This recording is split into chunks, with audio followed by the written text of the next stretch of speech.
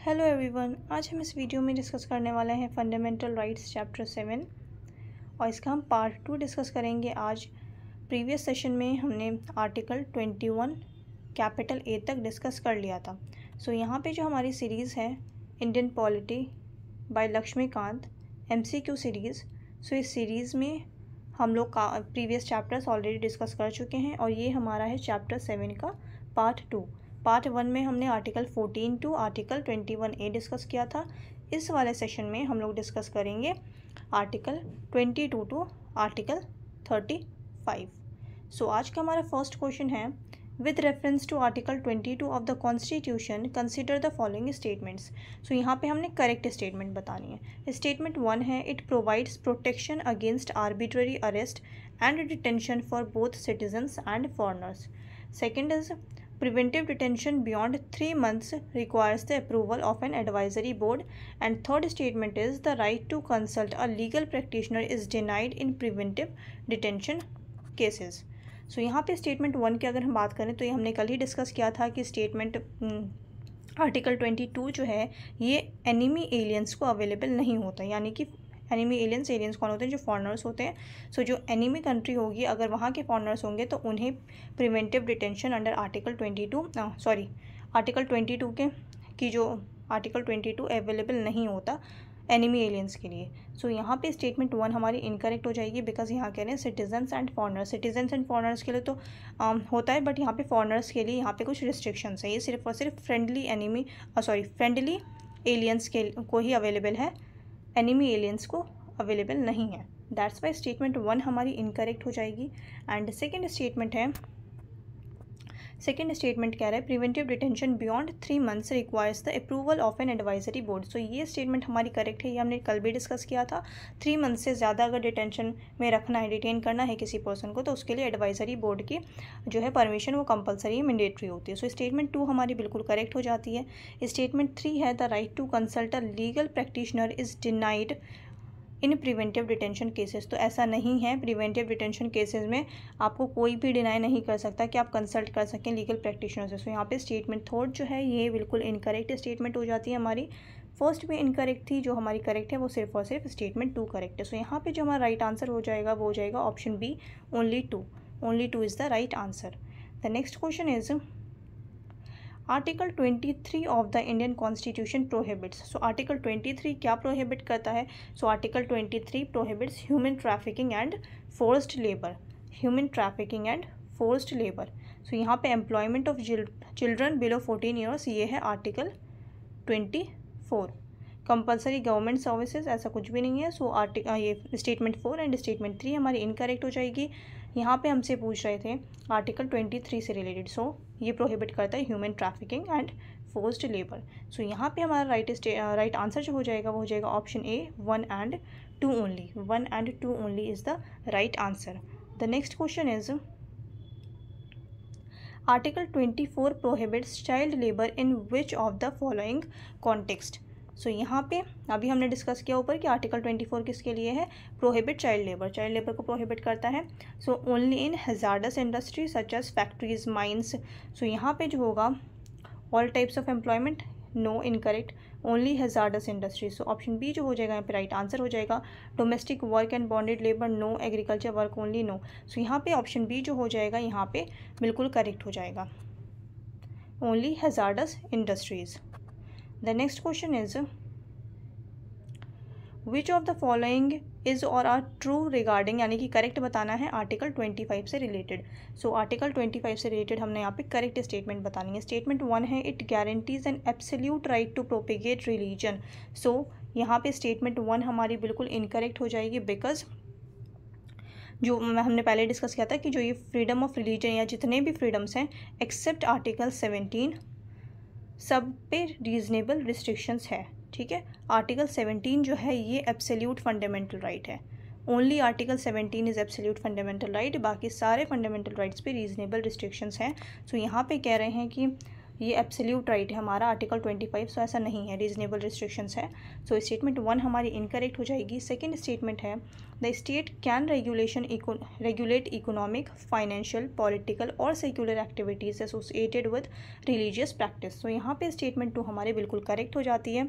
Third statement है public order, morality and health are valid grounds for restrictions. So यहाँ पे statement third भी बिल्कुल करेक्ट है।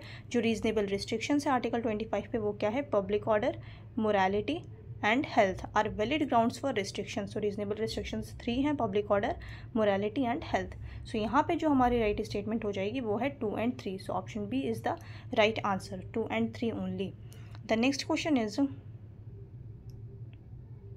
The right to manage religious affairs under article 26। तो यहाँ पे ये आर्टिकल्स भी इंपॉर्टेंट है। आर्टिकल 26 किसके लिए, right to manage freedom, right to manage religious affairs. So यहाँ पे अवेलेबल टू किसको अवेलेबल है, citizens only, religious denominations, all persons, state recognised religious bodies only. So यहाँ पे जो हमारा राइट आंसर हो जाएगा वो क्या हो जाएगा, religious denomination. So option B is the right answer. The next question is article 28 prohibits religious instruction in. So article 28 जो है ये प्रोहिबिट करता है रिलीजियस इंस्ट्रक्शंस को कौन से इंस्टीट्यूशंस में। So all schools in India, private religious schools only, educational institutions wholly funded by the state and government aided minority institution. So the right answer is educational institutions wholly funded by the state. So option C is the right answer. The next question is Article 29 clause 2 prohibits denial of admission into educational institutions maintained by the state on the ground of। So article 29 clause 2 जो है prohibit करता है, मतलब वो रोकता है कि कोई भी किसी भी स्टूडेंट को, किसी भी चाइल्ड को एजुकेशनल इंस्टीट्यूशंस में एडमिशन के लिए डिनाई नहीं कर सकता on the basis of race, caste, language और any of them. So option C जो हो जाएगा यहाँ पे राइट आंसर है। यहाँ पे लिखा है religion only no, language only no, economic status no. So यहाँ पे रेस भी आता है, रेसिस के बेसिस पे, कास्ट के बेस पे, लैंग्वेज के बेस पे, रिलीजन के बेस पे और एनी ऑफ देम, किसी भी बेसिस पे आप लोग कोई भी प्रोहिबिट नहीं कर सकता किसी भी चाइल्ड का एडमिशन। सो ये आता है हमारा article 29 clause 2। So option C is the right answer. The next question is which of the following statements are true regarding article 30। So article 30 से रिलेटेड यहाँ पे हमने करेक्ट स्टेटमेंट्स बतानी है। So it allows all minorities to establish educational institutions of their choice। So यहाँ पे कह रहे हैं then second statement it applies only to religious minorities. So statement 2 जो हो जाएगी यहाँ पे हमारी इनकरेक्ट स्टेटमेंट हो जाएगी। फर्स्ट हमारी ये बिल्कुल करेक्ट स्टेटमेंट है। यहाँ पे थर्ड है minority institutions have protection against discrimination in granting aid by the state. So option 3 जो है ये भी स्टेटमेंट 3 भी हमारी बिल्कुल करेक्ट है एंड स्टेटमेंट 1 भी बिल्कुल करेक्ट है।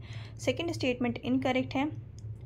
सो यहाँ पे हमारा जो राइट आंसर हो जाएगा वो हो जाएगा option B 1 and 3 only.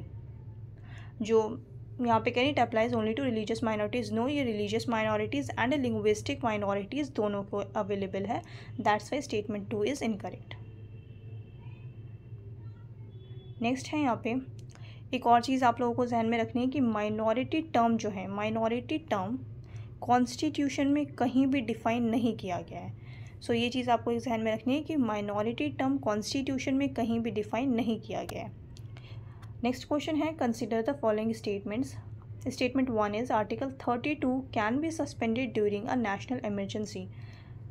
Statement 2 right to constitutional remedies under article 32 is itself a fundamental right. Third statement है article 32 can be enforced against private individuals violating rights. So यहाँ पे जो है अगर हम स्टेटमेंट 1 की बात करें तो स्टेटमेंट 1 हमारी बिल्कुल इनकरेक्ट है। आर्टिकल 32 सस्पेंड नहीं होता नेशनल इमरजेंसी के टाइम पे। स्टेटमेंट 2 जो है स्टेटमेंट 2 हमारी बिल्कुल करेक्ट है। The right to constitutional remedies जो है ये खुद एक फंडामेंटल राइट है आर्टिकल 32। और then statement 3 article 32 can be enforced against private individuals. So private individuals के लिए एनफोर्स नहीं हो सकता, ये पब्लिक इंडिविजुअल्स के लिए, ये पब्लिक जो गवर्नमेंट ऑफिशियल्स होते हैं उनके खिलाफ जो है रिट्स इशू कर सकती है हाई कोर्ट या फिर सुप्रीम कोर्ट। सो यहाँ पे स्टेटमेंट 2 जो है सिर्फ हमारी स्टेटमेंट 2 करेक्ट है, हमारा राइट आंसर हो जाएगा ओनली 2। करेक्ट पूछा था हमसे, right answer is option B. The next question is which of the following writs can be issued only against public authorities and not private bodies. सो यहाँ पे जो है कह रहे हैं कौन सा रेट है इनमें से कौन सा रेट्स जो है सिर्फ और सिर्फ ओनली अगेंस्ट सिर्फ पब्लिक अथॉरिटीज़ के लिए ही इशू किया जा सकता है. सो यहाँ पे जो हमारा राइट आंसर हो जाएगा वो हो जाएगा mandamus. Mandamus is the right answer. Five writs होती हैं: habeas corpus, certiorari, quo warranto, mandamus and prohibition.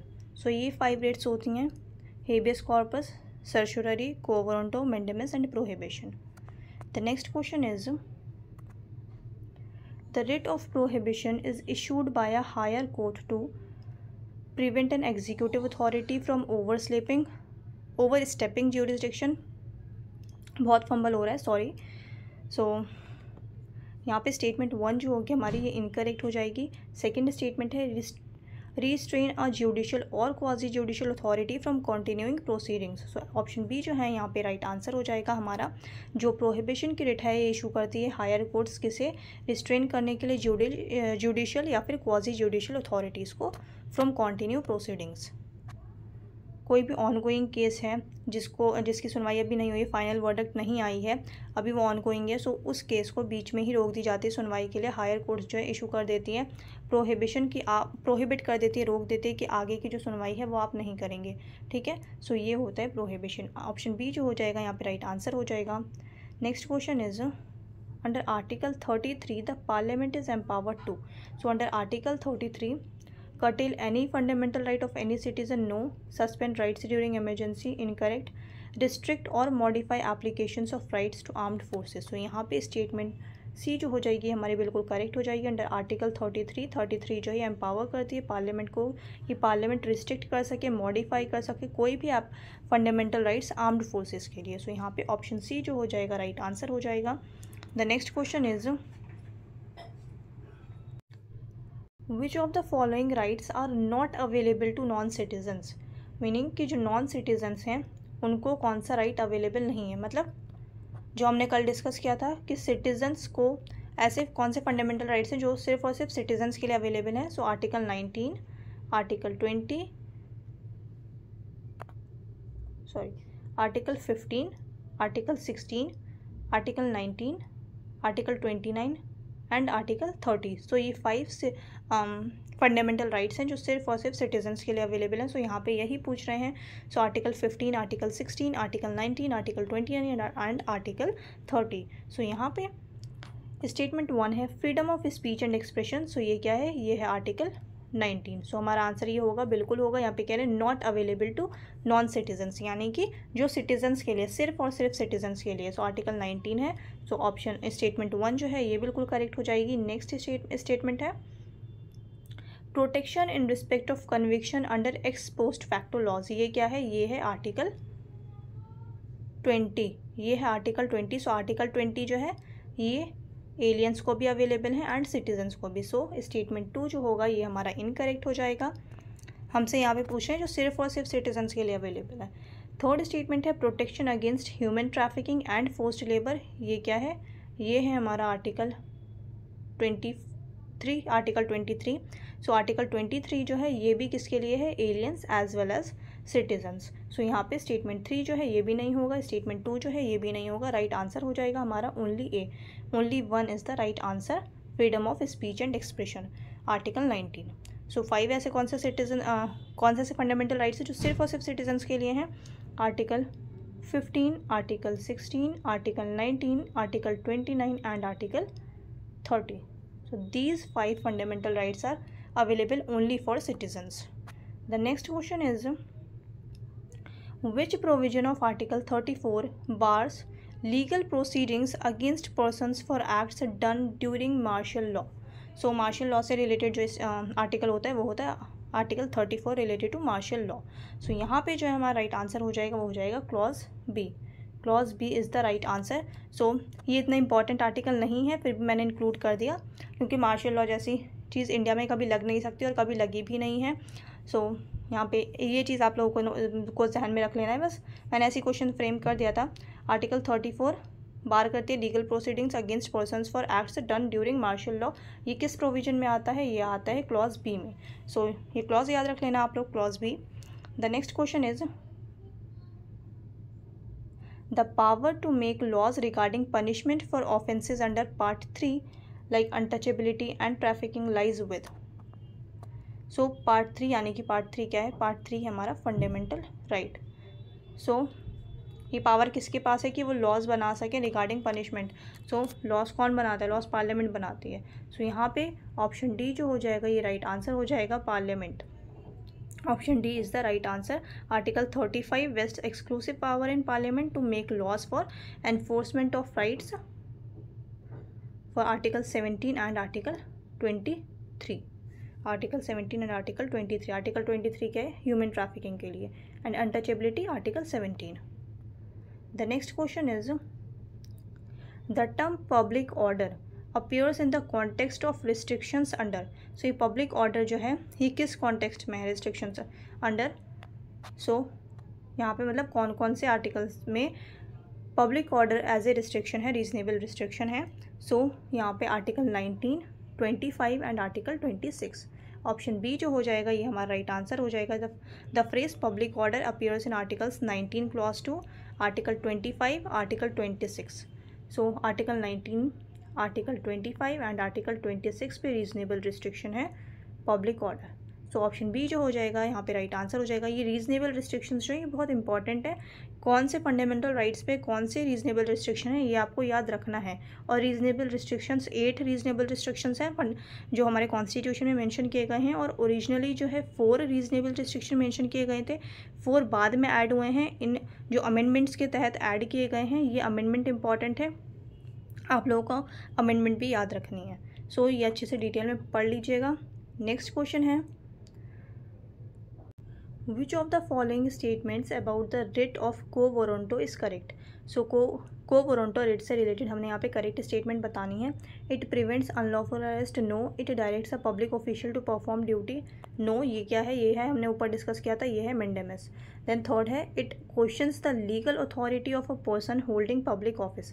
So option C is the right answer. Quo warranto क्या है? It questions the legal authority of a person holding public office. Then it stops proceedings in a lower court. So ये क्या है? ये भी नहीं होगा, ये हमने अभी डिस्कस किया था। ये क्या था? Prohibition. The next question is under the Indian constitution the right to approach the supreme court for enforcement of rights is discretionary for the court, no. Subject to parliament's power, no. Itself a fundamental right under article 32। So option C जो हो जाएगा यहाँ पे right answer हो जाएगी। हमने अभी discuss किया है कि अगर कोई भी फंडामेंटल राइट अगर आपका वायलेट हो रहा है तो आप डायरेक्ट सुप्रीम कोर्ट में अप्रोच कर सकते हैं under article 32। And high court में अगर आपको अप्रोच करना है तो ये किसके तहत आता है? कौन सा आर्टिकल है? आर्टिकल 226। हाई कोर्ट के लिए आर्टिकल 226 एंड सुप्रीम कोर्ट के लिए आर्टिकल 32। यहाँ पे एक चीज़ क्लियर कर दूँ, ये जो सुप्रीम कोर्ट की पावर जो है रिट्स इशू करने के लिए आर्टिकल 32 के अंदर ये बहुत लिमिटेड पावर्स हैं। वहीं हाई कोर्ट की अगर हम बात करें, सुप्रीम कोर्ट सिर्फ और सिर्फ इशू कर सकता है रिट्स अगर आपके फंडामेंटल राइट्स वायलेट हो रहे हैं तो। वहीं हाई कोर्ट अंडर आर्टिकल 226 अगर आपका कोई लीगल राइट वायलेट हो रहा है या कोई फंडामेंटल राइट वायलेट हो रहा है या फिर आप कह लें कोई कॉन्स्टिट्यूशनल राइट वायलेट हो रहा है तो सारे राइट्स के लिए रिट्स इशू कर सकता है high court. But supreme court की पावर यहाँ पे लिमिटेड है, तो इस चीज़ को आपको ध्यान में रखना है। सुप्रीम कोर्ट की पावर लिमिटेड है, ठीक है। सुप्रीम कोर्ट जबकि हाईएस्ट कोर्ट है, जब भी जो पावर है सुप्रीम कोर्ट के रिट इशू करने में वो लिमिटेड पावर्स हैं। वहीं हाई कोर्ट की जो है बहुत ज़्यादा पावर दी गई है अंडर आर्टिकल 226। सो ये फैक्ट आपको ध्यान में रखना है। सो यहाँ पे राइट आंसर था हमारा, ये खुद एक फंडामेंटल राइट है under article 32। The next question is consider the following statements. हमने करेक्ट स्टेटमेंट बतानी है यहाँ पे। Article 25 and article 26 are available to citizens only, no. ये इनकरेक्ट स्टेटमेंट है। अभी मैंने आपको याद करा है, कल से हम लोग डिस्कस कर रहे हैं सिर्फ और सिर्फ 5 ऐसे फंडामेंटल राइट्स हैं जो सिर्फ और सिर्फ एक्सक्लूसिवली सिटीजन्स के लिए अवेलेबल हैं। वो है आर्टिकल 15, 16, 19, 29 एंड 30। और आर्टिकल 25 एंड 26 एलियंस के लिए भी अवेलेबल हैं एंड सिटीजन्स के लिए भी। सो यहाँ पे स्टेटमेंट 1 हमारी इनकरेक्ट हो जाएगी। Statement 2, article 29 clause 1 is available to any section of the population. So यहाँ पे जो हमारे स्टेटमेंट 2 है ये हमारी बिल्कुल करेक्ट स्टेटमेंट है, बिल्कुल करेक्ट स्टेटमेंट है। थर्ड स्टेटमेंट है article 30 protects minority rights even in unaided institutions. So यहाँ पे स्टेटमेंट 3 जो है ये भी हमारी बिल्कुल करेक्ट स्टेटमेंट है। सो हमारा राइट आंसर हो जाएगा यहाँ पे option B 2 and 3 only. The next question is article 30 clause 2 restricts the state from. So जो आर्टिकल 30 क्लॉज 2 है ये रिस्ट्रिक्ट करता है स्टेट को। Article 30 clause 2 prohibit discrimination in grant of aid to minority run educational institution. So यहाँ पे जो हमारा राइट आंसर हो जाएगा वो हो जाएगा option C, discriminating in grant of aid to minority institution. ये मतलब अगर स्टेट एड प्रोवाइड कर रहा है किसी भी एजुकेशनल इंस्टीट्यूशन को, सो इसमें डिस्क्रिमिनेट नहीं कर सकता है स्टेट। सो यहाँ पे माइनॉरिटी इंस्टीट्यूशंस के लिए स्पेशली, और यहाँ पे दोनों ही माइनॉरिटीज़ हैं, linguistic minorities as well as religious minorities. The next question is, दो ही माइनॉरिटीज़ जो हैं, 2 टाइप्स ऑफ माइनॉरिटीज़ ही सिर्फ और सिर्फ कॉन्स्टिट्यूशन में हमारे जो है वो मेंशन है। एक है लिंग्विस्टिक माइनॉरिटीज़, एक है रिलीजियस माइनॉरिटीज़। सो ये क्वेश्चन भी पूछा गया है काफ़ी एग्जाम्स में पूछा गया है कि जो कॉन्स्टिट्यूशन है, इंडियन कॉन्स्टिट्यूशन, वो कितने टाइप्स की माइनॉरिटीज़ को मेंशन करता है। सो सिर्फ और सिर्फ 2 ही हैं, linguistic minorities and religious minorities की बात करता है कॉन्स्टिट्यूशन, जो मेंशन किया गया है, लिंग्विस्टिक एंड रिलीजियस मेंशन किया गया है कॉन्स्टिट्यूशन में। सो यहाँ अब नेक्स्ट क्वेश्चन है हमारा, the right to constitutional remedies can be suspended. So जो आर्टिकल 32 है वो सस्पेंड हो सकता है कब। सो यहाँ पे है हमारा ड्यूरिंग इमरजेंसी अंडर आर्टिकल 352। सो यहाँ पे ऑप्शन ए जो है ये बिल्कुल राइट है, करेक्ट है स्टेटमेंट। तो हमारा जो ऑप्शन ए होगा यही हमारा राइट आंसर हो जाएगा। जो यहाँ पे ड्यूरिंग इमरजेंसी अंडर आर्टिकल 352, और 352 के अंदर कौन सी इमरजेंसी लगती है, national emergency. The next question is, which article is considered both a fundamental right and part of the basic structure doctrine। so fundamental right का भी पार्ट है and basic structure का भी पार्ट है। so basic structure का भी part है। so वो है हमारा कौन सा राइट है, आर्टिकल 21, आर्टिकल 30, आर्टिकल 32 और article 15। so the right answer is article 32, article 32, because ये प्रोटेक्ट करता है हमारे जितने भी राइट्स हैं उसको प्रोटेक्ट करने के लिए हमारे पास कौन सी रेमेडी है, आर्टिकल 32 कॉन्स्टिट्यूशनल रेमेडी। ये खुद एक फंडामेंटल राइट है। सो आर्टिकल 32 जो हो जाएगा ये बिल्कुल हमारा करेक्ट हो जाएगा, फंडामेंटल राइट है and has been held part of the basic structure of the constitution. So ये केशव नंदा भारती केस में बोला गया था। बेसिक स्ट्रक्चर बेसिकली जो पहली बार बेसिक स्ट्रक्चर की बात की गई है इंडिया में, सो वो केशव नंदा भारती केस में की गई। सो ये केस भी बहुत इंपॉर्टेंट है। The next question is, Article 28 Clause 3 provides that no person attending educational institutions receiving state aid shall be discriminated based on religion। No, ये incorrect हो जाएगा बिल्कुल। be compelled to receive religious instructions or attend worship। so यहाँ पे option B जो हो जाएगा ये हमारा राइट आंसर हो जाएगा। The next question is, the constitution prohibits religious instruction in which of the following cases।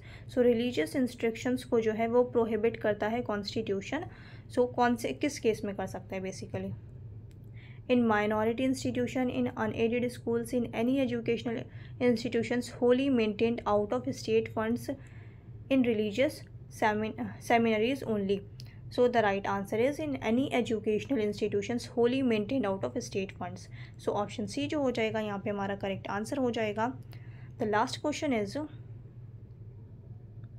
the phrase other authorities in article 12 has been interpreted by the judiciary to include। so ये other authorities जो है ये mention किया गया हमारा article 12 में, और जो इसका यहाँ पे राइट आंसर है, जो फ्रेज है other authorities in article 12 has been interpreted by the judiciary to include private bodies discharging public functions. जो private bodies public functions discharge कर रही हैं, पब्लिक फंक्शंस की तरह काम कर रही हैं, सो यहाँ पे ऑप्शन सी जो हो जाएगा ये बिल्कुल करेक्ट हो जाएगा हमारा। अदर अथॉरिटीज़ में ये भी कवर होता है, ठीक है। आई होप आप लोगों ने अच्छे से प्रैक्टिस की होगी। चैनल पे आप लोग नए हैं तो चैनल को सब्सक्राइब कर लें। वीडियो अच्छी लगे तो वीडियो को लाइक कर दें। अब मिलते हैं नेक्स्ट सेशन में।